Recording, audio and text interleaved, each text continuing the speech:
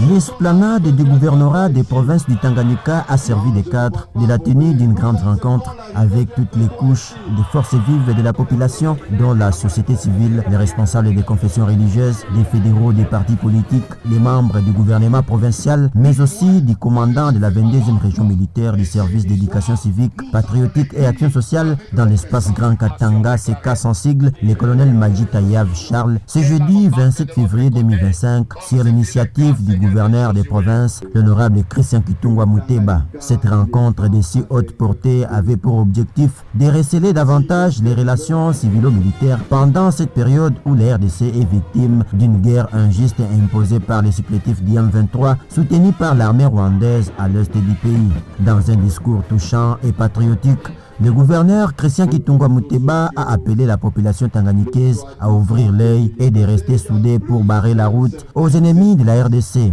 Surtout de ne pas céder aux manipulations visant à la balkanisation du Grand Congo qui est notre patrimoine commun. Il a par ailleurs exhorté la population à l'unité et que cette unité nationale est primordiale pour faire face aux défis sécuritaires actuels. La bravoure des hommes en uniforme dont les FARDC et les voyants Wazalendo qui jour et nuit se battent pour la sauvegarde de l'intégrité du territoire national de la RDC a été vivement saluée par le gouverneur Christian Kitungwa Muteba. Pour lui, la détermination qu'a aujourd'hui le président de la République, Félix Antoine Tshisekedi Tshilombo, et le rétablissement de la paix sur l'ensemble du territoire national.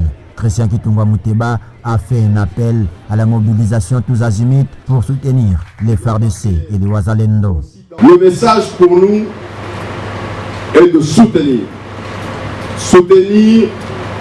nos voyants FARDC, soutenir nos voyants Wazalendo qui se battent jour et nuit pour notre bien en tant que peuple congolais, qui se battent jour et nuit pour que la République démocratique du Congo reste un et indivisible,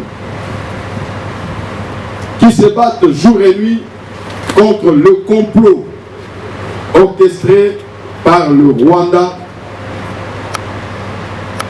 et l'AFC et le supplétif M23. Et cela, nous l'avions décrié plusieurs fois. Ça n'a pas commencé aujourd'hui. Nous avons dit c'était sous les regards et les silences coupables de la communauté internationale. Mais aujourd'hui, la vapeur et la peur changent de camp. La peur change de camp parce que nous avons un homme visionnaire qui a pris à bras le corps la diplomatie agissante. Aujourd'hui, nous voyons les lignes bouger. Le Rwanda qui était protégé. Aujourd'hui, le Rwanda commence à subir la pression.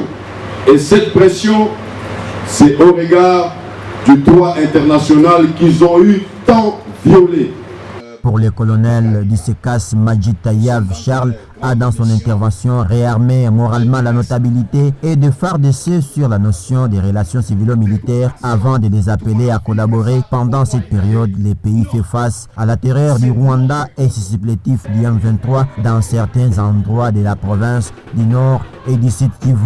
Cette histoire ne s'écrira pas avec un stylo, ni moins avec, je ne sais pas, l'encre, mais cette histoire, nous allons l'écrire avec notre sang.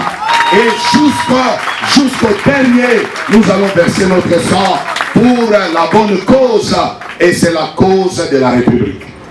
Voilà pourquoi tunaikala hapa ni juu ya République. L'initiative a été saluée par des personnalités comme Patrick Katengo, président du Forum national des jeunes de la RDC, venu spécialement de Kinshasa, qui a insisté sur l'importance de la jeunesse dans la résistance contre l'agression du Rwanda et contre les manipulations du M23. La jeunesse a un rôle pas de moindre. Les jeunes, nous représentons plus de 70% de la population. Et vous voyez partout, à Goma, à Bukavu, qui sont morts en un nombre important, mais ce sont des jeunes. Aujourd'hui, on est en train de prendre même les jeunes, des mineurs, moins de 18 ans, qui sont enrôlés des forces par les Rwandais. Et donc, faisons cet effort pour que nous puissions dénoncer quiconque qui pourra collaborer avec ces gens pour que nous puissions maintenir notre pays dans un état qui ne soit pas dans une humiliation. Donc, ce qu'il faudrait éviter, c'est l'humiliation. L'honorable Christian Gitungwa a annoncé lors de cette rencontre la tenue prochaine d'une grande messe écuménique dans le stade Jikaka qui aura comme objectif de prier pour la paix sur l'ensemble du territoire national. Cet événement s'inscrit dans un cadre le plus large de soutien au FARDC et de renforcement des relations civilo-militaires face à cette agression injuste.